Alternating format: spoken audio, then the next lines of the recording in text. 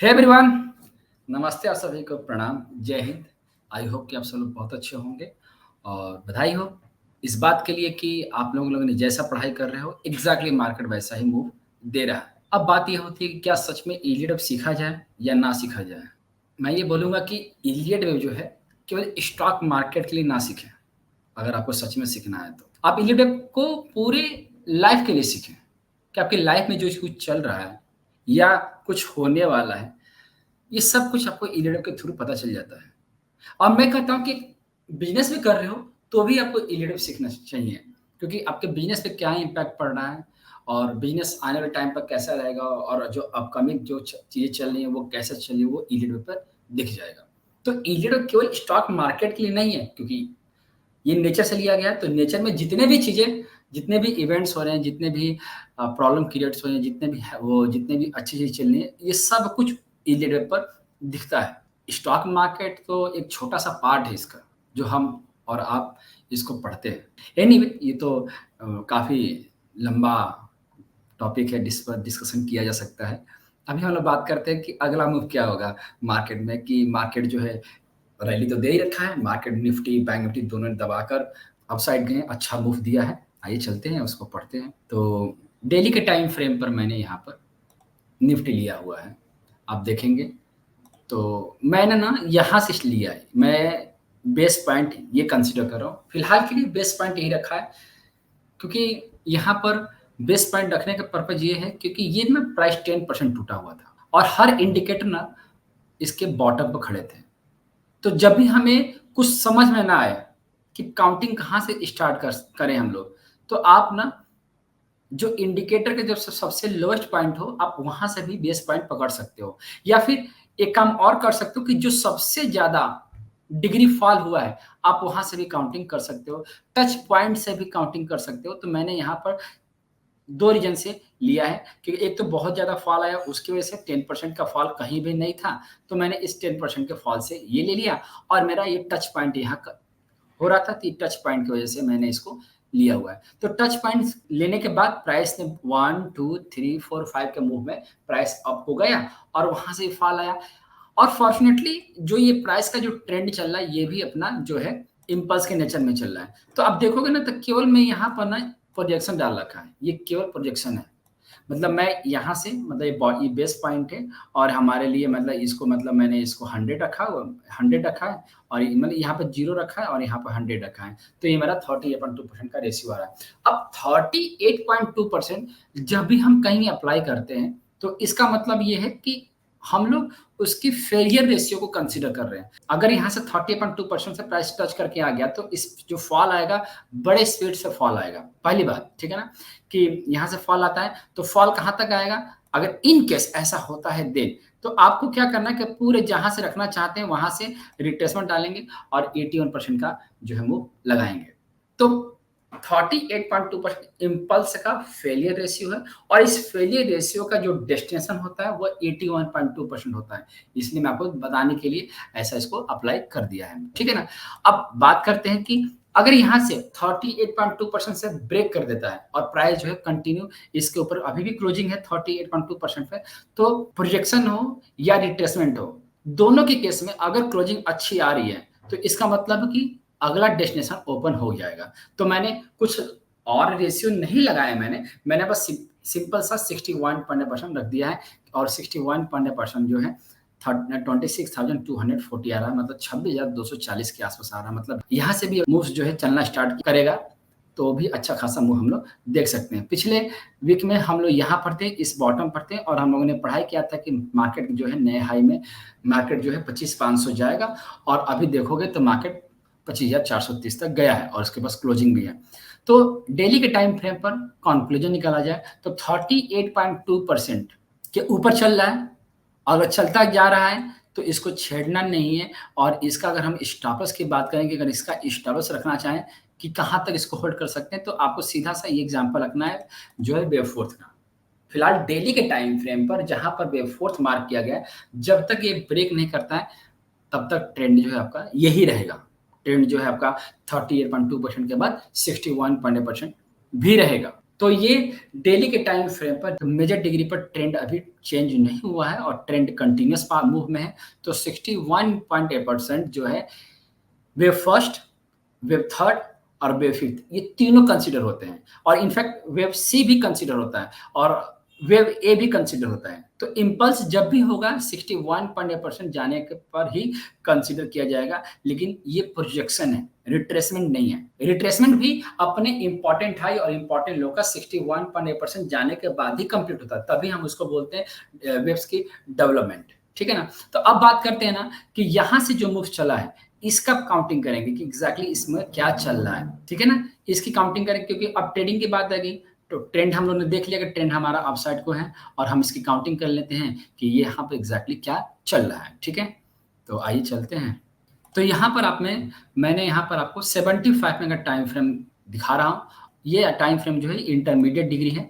तो पूरा जो मूव आप देखोगे तो यहाँ से जो मूव चला है ये 1 2 3, मतलब ये 1 है, ये 2 है, ये 3 है, ये 4 है और वेव फिफ्थ जो है अपना डेस्टिनेशन कंप्लीट कर चुका है। मतलब ये 127% हो चुका है।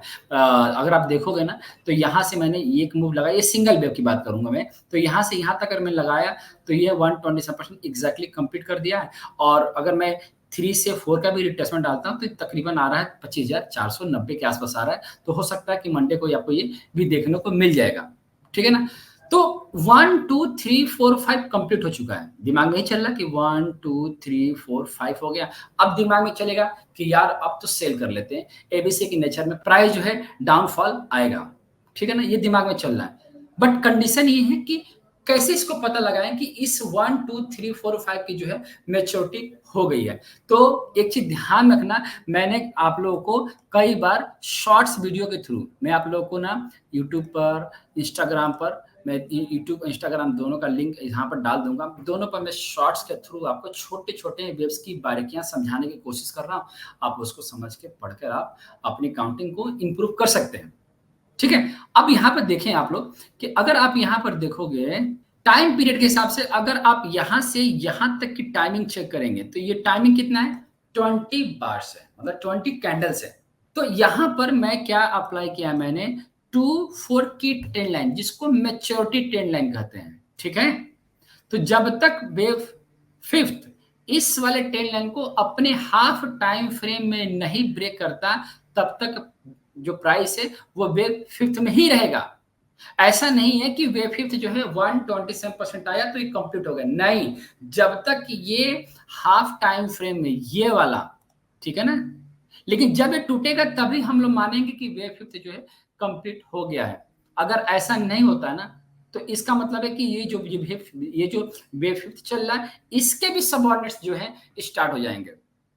तो मैं आपको यही बोलूंगा कि जब तक ये नहीं टूटता ये वाली ट्रेंड लाइन अपने हाफ टाइम पीरियड में, मतलब 10 कैंडल में अगर ये नहीं ब्रेक करता है तो जितने भी डीप मिलेंगे आपको वो सब आपको क्या करके चलना है, वो सब आपको खरीद कर चलना है। फिलहाल के लिए तो यही दिख रहा है कि जितना भी डीप आ रहा है निफ्टी में, बैंक निफ्टी में, ये खरीद के चलने का ही है। मतलब आपको जब तक ये नहीं कट रहा है तब तक बने रहिए। अगर हम बात करते हैं ना कि चलो जी बेफिक्र जो है हमारा 127% पर कंप्लीट हो गया, तो कंडीशन क्या दिख रहा है कि अगर ये बेफिक्र है तो इसमें भी तो 5 मूव होना चाहिए ना। अभी तो ये 3 मूव ही है। अगर हम बात करें यहाँ पर तो ये 1 हो गया, ये 2 हो गया, ये 3 हो गया। हो सकता है थोड़ा सा डाउन ट्रेंड आके फिर से प्राइस खींच जाए और जाके ये तकरीबन 25,600-700 हो जाए, ये भी पॉसिबल है। तो तभी तो मैं आपको कह रहा हूँ कि 1 2 अभी 3 चल रहा है। अगर इसको देखेंगे स्मॉलर टाइम फ्रेम में 3 चल रहा है, वेव फोर्थ का डाउन ट्रेंड मिलेगा तो उसको भी खरीदना है और इसको लेकर चले जाना है। अब सुनो कि अगर मान लो कि ये नहीं कटता है, सपोज करो कि डाउन ट्रेंड आया और ये ना कटा, ये ट्रेंड लाइन ना कटा, तो क्या करना है कि जब भी आपको ये वाला मूव मिले तो आपको हमेशा ये वाला स्टॉप लॉस रखना है। अगर हम इसको वेव थर्ड कंसीडर करें और प्राइस वेव फोर्थ में आ रहा है तो वेव फोर्थ जो है वेव सेकंड को कभी भी ओवरलैप नहीं करता या उसके पैरेलल भी नहीं आता। ओवरलैप तो बात दूर की बात है, फिलहाल वो पैरेलल ही नहीं करता। तो जब भी ये डाउन ट्रेंड मिले तो आपको क्या करना है कि यहां से यहां तक रिट्रेसमेंट डालेंगे और उसके बाद जब वेव फोर्थ आए तो इसके स्टॉप लॉस से आप फिर से बाय करके चल सकते हैं। ठीक है। और डेस्टिनेशन मैंने कुछ चेंज नहीं किया है, मैंने यहाँ पर सारे डेस्टिनेशन मैंने ऑलरेडी खोल रखे हैं। मतलब ये 127%, 161.8%, 161.8%, 200 एंड लास्ट 261.8%। लास्ट यही होता है कि 261% भी हमारा मैक्सिमम रिट्रेसमेंट होता है किसी भी इम्पल्स का। और खासतौर पे फिफ्थ और वेब सी, ये 261.8% रिट्रेसमेंट को क्राइटेरिया को फुलफिल करते हैं मैक्सिमम जोन में। ठीक है ना। निफ्टी और बैंक निफ्टी में फिलहाल कोई डाउन साइड नहीं दिख रहा है और ना अलर्ट होने वाली चीजें हैं कि अलर्ट हो जाए यहाँ पर। हाँ, अभी जैसा दिख रहा है कि अप साइड की तरफ मार्केट दिख रहा है, तो जब भी मौका मिलता है आपको ये खरीद के फिर से चलना है। अगर कुछ भी अगर आपको मार्केट में डाउन ट्रेंड दिखेगा या मैं भी देखूंगा तो अपडेट करूंगा मैं, ठीक है। और इसी के साथ साथ हम लोग बैंक निफ्टी की भी स्टडी कर ही लेते हैं। इस टाइम बैंक निफ्टी बहुत अच्छा मूव दे रहा है। पिछले वीक से अभी तक बैंक निफ्टी ने 1700 पॉइंट का मूव दिया है और एग्जैक्टली बॉटम हम लोगों ने पकड़ा। इसीलिए मैं बोलता हूं आपको कि आप इलियट वेब पर सबसे ज्यादा फोकस करें। ठीक है, आइए चलते हैं बैंक निफ्टी की तरफ देखते हैं। तो ये बैंक निफ्टी का डेली के टाइम फ्रेम का चार्ट है। मैंने फिफ्थ टाइम जोन भी लगा रखा है यहाँ से यहाँ तक का। तो फिफ्थ टाइम जोन के हिसाब से भी अभी अभी तक जो है 24 तक तो खैर डाउन साइड नहीं दिख रहा है, लेकिन 19 सितंबर तक भी हम लोग फिलहाल के लिए लेकर चलेंगे। तो मैंने ना यहाँ पर कुछ किया नहीं, मैंने जो टॉप लगा था ना उसको 1 मार्क कर दिया है और जो बॉटम लगा था सेम टाइम पीरियड पर तो मैंने इसको सेकंड मार्क कर दिया है। ठीक है ना। और इसकी इसी के साथ साथ मैंने यहाँ पर प्राइस की क्लस्टरिंग कर रखी है। तो अभी जो मिनिमम क्राइटेरिया का जो मिनिमम क्लस्टरिंग है वो कहाँ आ रहा है, वो 127%, 81.2% और 38.2% तकरीबन आ रहे हैं। कहाँ पर जो मैक्सिमम आ रहा है 52,661, ये मैक्सिमम है। अगर मिनिमम की बात करूं तो ये मिनिमम अपना 38.2% है, जो तकरीबन 52,435, मतलब इस जोन को बैंक निफ्टी तो आएगा। ठीक है ना। अब ध्यान देना, जब भी हम किसी चीज की प्राइस क्लस्टरिंग करते हैं तो इसका मतलब ये है कि प्राइस जो उस डेस्टिनेशन को कंप्लीट जरूर करेगा। अगर ये क्रॉस किया तो इंटरमीडिएट क्लस्टरिंग यहां पर है। मैं इतना लंबा नहीं जाऊंगा क्योंकि यहाँ पे भी क्लस्टर था, मैंने इसको हटा रखा है। तो फिलहाल 2 क्लस्टर मैं लेकर चल रहा हूँ। एक तो ये क्लस्टर है इस प्राइस इस मूव का, और दूसरा क्लस्टर हमारा 54,000 प्लस का है। कि फिलहाल के लिए मैं इतना लेके नहीं चल रहा हूँ, ठीक है ना। सेकंड वाला लेके नहीं चल रहा हूँ, पहले हम फर्स्ट लेके चलेंगे, क्योंकि अगर मैं सेकंड लेके चलूंगा तो फिर से वही बात आ जाएगी, एक्सपेक्टेशन जो हमारी हाई हो जाएगी। ठीक है ना। तो फिलहाल के लिए हम लोग उतना लंबा सोचना फिलहाल बंद करो, अभी यही लेके चलते हैं। जब क्रॉस करेगा तो फिलहाल इसको रखो, है ना, कि कम से कम 54 तक के भी लिए चल सकते हैं। ठीक है। अब बात करते हैं कि यहाँ से जो मूव चल रहा है उसको काउंटिंग करना बहुत जरूरी है, ताकि हमें वो चीजें समझ में आए कि भाई कहीं ऐसा तो नहीं कि सेकंड भी आ जाए। ठीक है, लगे हाथ सेकंड का भी हाथ मार लेते हैं। ठीक है, नजर मार लेते हैं। यहाँ से मैं आपको बैंक निफ्टी की तरफ लेके चल रहा हूँ। ये आपका बैंक निफ्टी का चार्ट है। ठीक है ना। तो बैंक निफ्टी के 75 मिनट के टाइम फ्रेम पर, जिसको इंटरमीडिएट डिग्री बोलते हैं, ये बहुत जरूरी है यार जानना। डिग्रियां जानना बहुत जरूरी है। मैं भी बहुत इसको इग्नोर करता था, लेकिन बाद में रियलाइज हुआ कि नहीं, डिग्रियां बहुत जरूरी हैं। और मेनली जो है 3 डिग्री पढ़नी बहुत जरूरी है। एक तो मेजर और इंटरमीडिएट और तीसरा हमारे लिए माइनर, जिसमें हम लोग प्रैक्टिस करते हैं। और प्रैक्टिस तो करना बहुत जरूरी है। अब मेरा क्वेश्चन ये है आप सभी से, खैर मैं अपने अपने स्टूडेंट से ही पूछता रहता हूँ कि जो हम लोग ने 10th की एग्ज़ाम दिया था, हम लोगों ने 10th या 12th की एग्ज़ाम दिया था, तो कुंजी आती थी ना? तो कुंजी में जो क्वेश्चन हो या फिर स्कूल में जो टीचर्स थे हमारे, ये वेरी वेरी इंपॉर्टेंट है, इसको पढ़ के जाना। भाई गॉड, हमने जितना पढ़ाई किया वो तो नहीं आया। उसके बेस पे पैटर्न्स, उसके चीज़ें उस पर जो उसी के बेस पे चीज़ें आती हैं। मतलब आप जो पढ़ाई करोगे और ये उम्मीद करोगे कि एग्ज़ैक्टली वैसा हो, ये तो लक है। इसलिए आपको 50 मिनट का टाइम फ्रेम में प्रैक्टिस करना है, ताकि ये प्रैक्टिस जो है आपको याद रहेंगे, और इसी प्रैक्टिस के बेस पर आपको 75 मिनट का टाइम फ्रेम पर ट्रेड करना है और ट्रेंड को डेली के टाइम फ्रेम पर आइडेंटिफाई करना है। बात समझ आ रही है। ऐसा नहीं कि डेली के टाइम फ्रेम पर प्रैक्टिस करेंगे और वही ट्रेड करेंगे, ऐसा तो कभी हुआ ही नहीं और ना करना कभी। ठीक है। तो 75 मिनट का टाइम फ्रेम पर आप देखोगे तो ये लीडिंग डायगोनल है, 1 2 3 4 5 करके ये लीडिंग डायगोनल है। और लीडिंग डायगोनल के बाद प्राइस का फॉल आया। मैं आपको यहाँ पर सेल के लिए बताया था कि भैया सेल करना है, और 61.8% तो आएगा। ये ध्यान रखना, जब भी लीडिंग डायगोनल बनेगा तो फॉल स्पीड में आएगा, और वो कहाँ तक आएगा, 61.8% और 81.2%। और यही अपॉर्चुनिटी है ग्रैब करने की। तो हम लोगों ने ग्रैब भी किया। अब ग्रैब करने के बाद अब अगला डेस्टिनेशन क्या होगा, तो पता है लीडिंग डायगोनल के बाद ये मैक्सिमम देखा गया है कि अगला डेस्टिनेशन जो होता है वो 161.8% होता है। तो 161.8% का डेस्टिनेशन क्या रहा है जी? 53,779। तो ये तो इंडिकेट कर रहा है कि दूसरा वाला जो क्लस्टर है वो तो आएगा। तो मैं फिर वही कह रहा हूँ कि नहीं, अभी फिलहाल के लिए रोको उसको, पहले पे चलते हैं, ठीक है? स्टेप बाय स्टेप चलते हैं, ठीक है? अब यहाँ से चला प्राइस, तो अभी ना अगर मैं वेब सेकंड कंसीडर कर रहा हूँ तो ये जो बनेगा इसको वेब थर्ड कंसीडर करेंगे। तो यहाँ पर ना 3 चीजें जो है कंप्लीट होनी चाहिए। ये जो है 3 चीजें कंप्लीट होनी चाहिए। पहला, टाइम पीरियड पे मैं टाइम पीरियड का लिंक डाल दूंगा इस पर। टाइम पीरियड में मैंने बता रखा कि वेब थर्ड को आइडेंटिफाई करने का तरीका क्या है। तो वेब थर्ड को आइडेंटिफाई करने का तरीका है कि जब प्राइस सेकंड से निकले, थर्ड को वेब फर्स्ट को काटे, तो पहला वो करें क्या, पहले वो इक्वलिटी को कंप्लीट करें, दूसरा वो किसको कंप्लीट करें, गोल्डन रेशियो को, और तीसरा कंप्लीट किसको करें, एक्सटेंशन को। तो अगर मैं बात करूं इक्वलिटी को, तो इक्वलिटी के हिसाब से भी चलोगे तो यहां से देखो, आप यहां से अप्लाई करोगे और यहां तक लेकर आओगे, तो अगर वेब थर्ड टर्मिनल इम्पल्स ही बनाएगा तो यहां तक तो आएगा, जिसको इक्वलिटी कहेंगे। और इक्वलिटी में वेब फर्स्ट का टाइम, वेब सेकंड का टाइम, दोनों का प्लस करके वहां पर हमें रख देना है। तो ये इक्वलिटी हो गया, और ये क्या हो गया, ये गोल्डन रेशियो हो गया, और ये क्या हो गया, ये हमारा एक्सटेंशन गोल्डन रेशियो हो गया। तो अगर ये सच में वेब थर्ड है तो तीनों में से, इन तीनों में से किसी भी एक को कंप्लीट जरूर करेगा। एक कर सकता है या दो कर सकता है, लकली तीन भी कर सकता है। तो फिलहाल वेब थर्ड जो है ये भी हो सकता है, 100% होता है ना वेब थर्ड।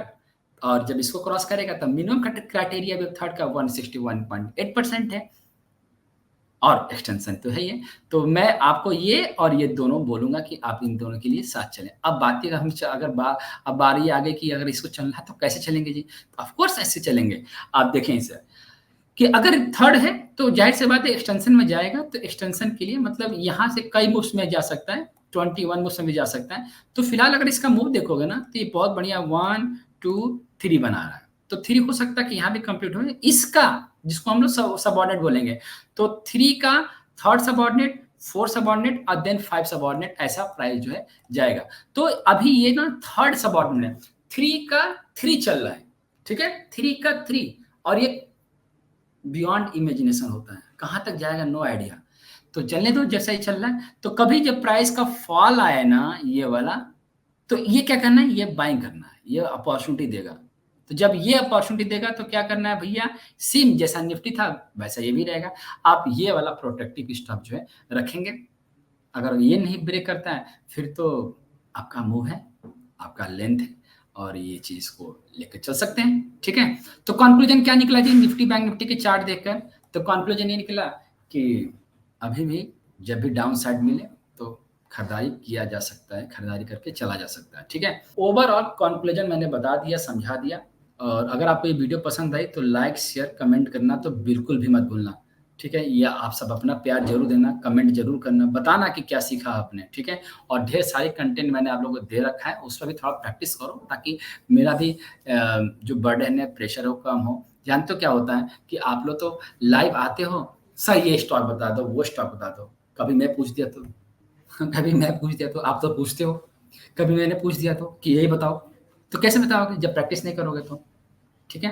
तो तैयारी करो, कभी मैं भी टेस्ट ले लूँगा, ठीक है? सो ऑल द बेस्ट, मिलते हैं लाइव क्लास में, अपना ख्याल रखना। नमस्ते आप सभी को, प्रणाम।